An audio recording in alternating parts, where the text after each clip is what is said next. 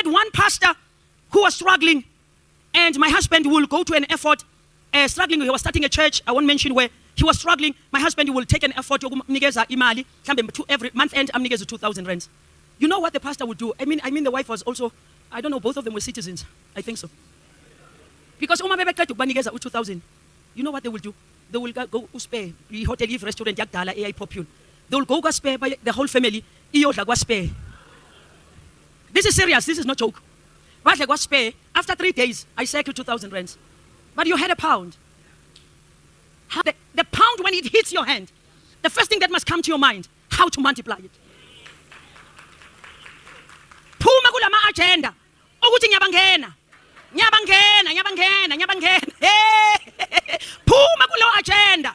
Phuma. Ungamane uze ngathi ubhayisile, mara mawuthi uya ebank into ziset. Mawuthi uya ebank. Mawuya ebank kwe-ATM or whatever. Uhamba ka so man. Ngoba you know that umshini angeke uthi angikwazi.